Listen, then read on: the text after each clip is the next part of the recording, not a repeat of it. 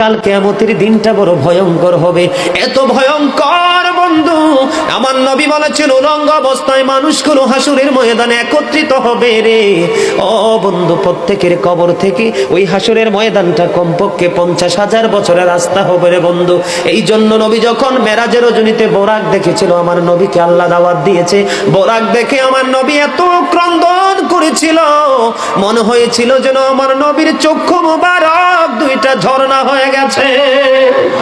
এই যুবক, কাল কিয়ামতের দিন ঘাম এত ঘামবে রে, কেউ মাজা পর্যন্ত, কেউ নাভি পর্যন্ত, কেউ বা আবার পুরো শরীর বন্ধু ঘামের নিচে ডুবে থাকবে, আবার মাথার মগজ টকবক টকবক করে উতরাইতে থাকবে রে।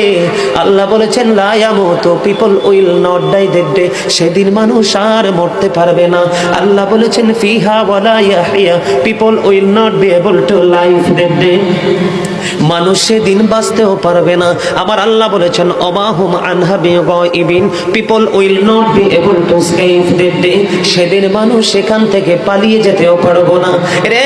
দুর্গাপুরের যুবক, হাদিস শরীফের মধ্যে এসেছে কাল কিয়ামতের দিন আল্লাহর আরশের ছায়া ছাড়া কোনো ছায়া থাকবে না। ওই কাল কিয়ামতের দিন এই দুর্গাপুরের যুবকগুলো চাইয়া দেখেন চাতক পাখির মতো বসে আছে। আমার কাছে এত সুন্দর লাগে রে যুবক, আমার হৃদয়টা ঠান্ডা হয়ে গেছে, কলিজা ছুঁয়ে গেছে তোমাদের উপস্থিতি এবং মনোযোগ। আল্লাহ রাব্বুল আলামিন হাদিস শরীফের মধ্যে এসেছে কাল কিয়ামতের দিন আর 7 শ্রেণীর মানুষকে আল্লাহর আরশের ছায়ার নিচে জায়গা দিবে রে। এর মধ্যে বিশাল একটা টিম থাকবে পৃথিবীর যুবকেরা। জোরে জোরে সুবহানাল্লাহ।